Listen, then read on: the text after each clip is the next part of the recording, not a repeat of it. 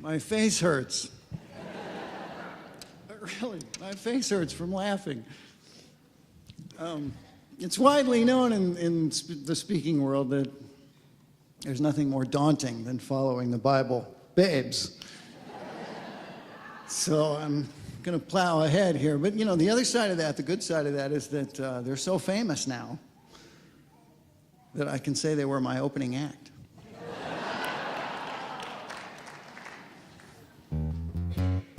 And Jerome, thanks for that laughter yoga, man. That was great. So, anyway, good morning. It's great to be back at Humor Sunday. I want to talk a little bit about mystery and mirth and the idea, my observation that the most helpful way to deal with life's big unanswerable questions is a sense of humor and a sense of wonder. And there's a lot of ways we could go with this, but in my mind, the big mystery is God.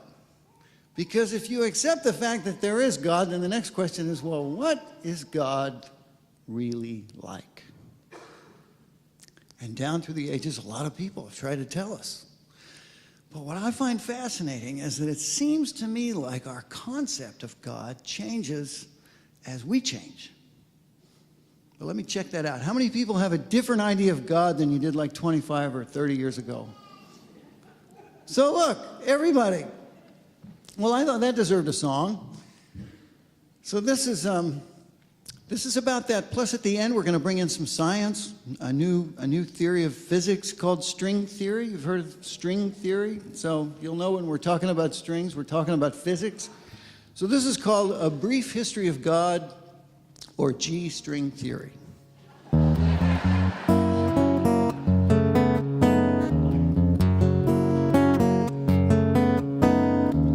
In the beginning, there was lots of competition. Goddesses and gods of every disposition, from merciful to mean, from laid back to hyper, and little baby gods that flew around in diapers. Animals, pranksters, destroyers, creators, flute players, nymphs and satyrs. So many gods, it was hard to keep them sorted, and God had multiple personality disorder. Well, keeping track of all these gods was no fun. So finally some people said, let's cut it down to one. But the one God was angry, always finding fault. There was banishment and floods and pillars of salt. Well, why? Was God traumatized at an early age by standing too close to the Big Bang? Was it nature or nurture or Satan's little goblins? God had anger management problems. Well, God had other issues that mess with serenity, like this long-term question of sexual identity. The feminine divine or the male autonomous? God was so confused. Am I androgynous? And then on top of that, what was challenging the most was trying to figure out what the heck's the Holy Ghost. God needed time off and checked into a clinic. Poor old God was becoming schizophrenic.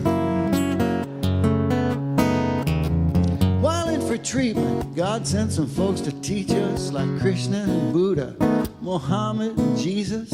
On some things they agree, on many things they don't. And if you choose the wrong one, some say your soul is toast. Now everybody's praying by all these different rules. Muslims 5 times a day, and Buddhists quite a few. Hindus, Jews, and Christians whenever there's a need. And Unitarians would rather plant a tree.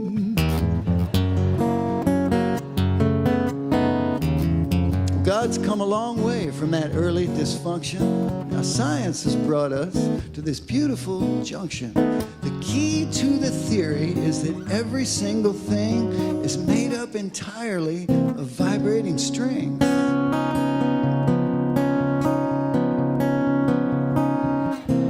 Well, this is what musicians have known all along.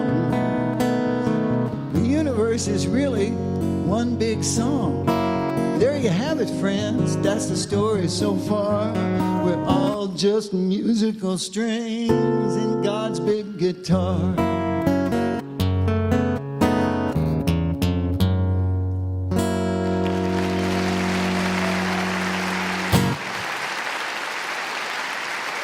Thank you.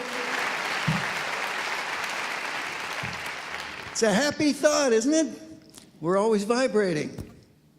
So try to stay in tune. A lot of people have told us that God is love. We like that answer. Love feels good, except when it hurts.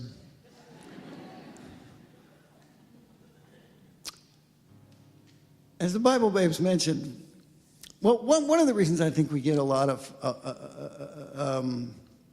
confusion around love, one of the reasons that relationships are so complicated, that we do get a lot of bad training. It's a mystery. It's a big mystery. Love is a mystery. Romantic love especially. You know, I think we should at least do what the Greeks did, which was differentiate between divine love, agape, and eros, or romantic love, because romantic love is confusing to most of us. We get a lot of bad training from what I call the whiny victim love songs. And whether we realize it or not, a lot of us, almost all of us, have spent a great part of our life growing up and listening to songs like this. Elvis. Treat me like a fool, treat me cruel, but love me.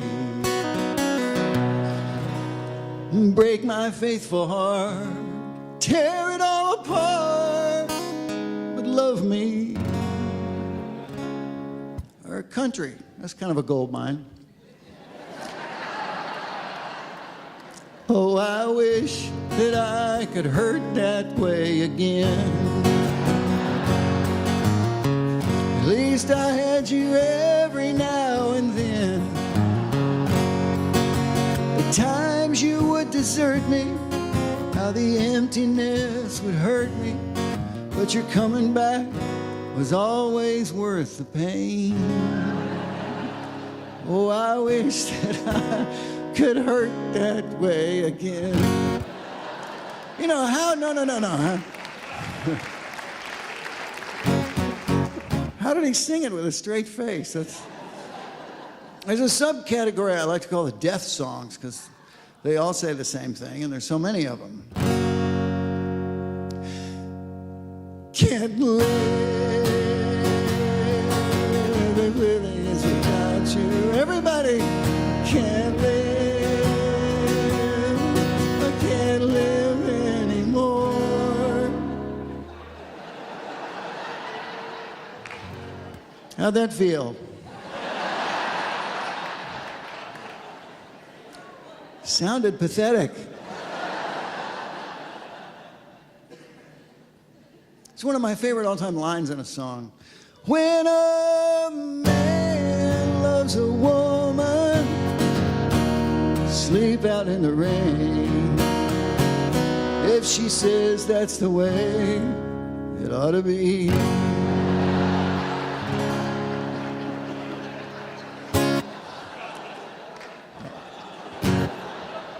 Not sleeping in the rain.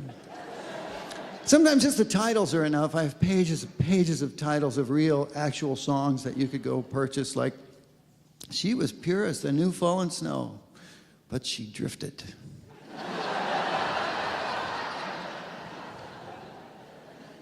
Or, I still hold her body, but I think I've lost her mind.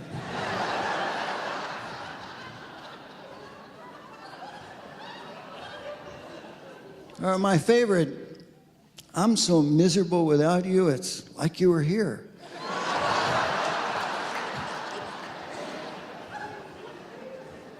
So you see where this is going. And we could do this. We could do this the rest of the morning. There's no shortage of material. And we'll have some more fun with this Thursday night. I'm doing a CD release concert here Thursday night. If you want more info, it's out in the back, but we'll have a lot more fun with that. The point is, we get a lot of twisted messages about love, and we have to be aware. We have to pay attention to what we're paying attention to.